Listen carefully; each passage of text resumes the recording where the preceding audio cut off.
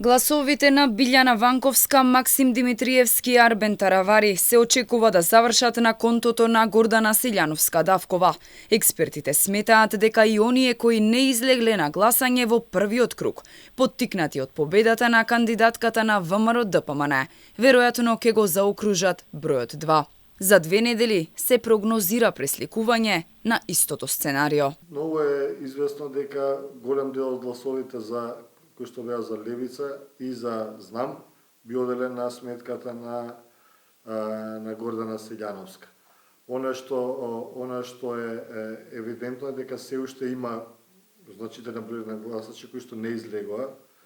Имавме 40 и нешто проценти излезност, така да тие може да изненадат во вториот круг и не знаеме за кој ќе го дадат својот глас, иако е тенденцијата секогаш психолошкиот момент создаден од победникот во првиот круг да се преточи на мотивација кај оние што не гласале и да се приклучат кон победничката страна, така да може да се очекува дополнителен буст, би рекол, на контото на гласови за Силјановска и од тој дел на гласачите. По повикот на председателот на ВМРО-ДПМН Христијан Мицкоски за seдржавно обединување и разговорот што го имал со Арбен Таравари, се очекува коалицијата вреди да соопшти дали ќе ја поддржи Силјановска-Давкова.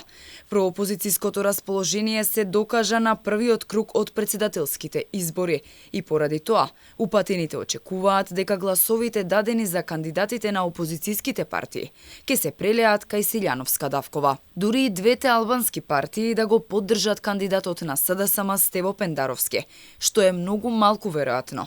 Тешко дека ќе се промени исходот на вториот круг. Првиот круг треба да се нагласи дека тоа што не беше очекувана волкава излезност, тоа е за поздравување и што имаше голем граѓански ангажман. Ова што се случи фактички дава, како се вика тоа, решавачка предност, би рекол, на Гордана Силјановска-Давкова за вториот круг.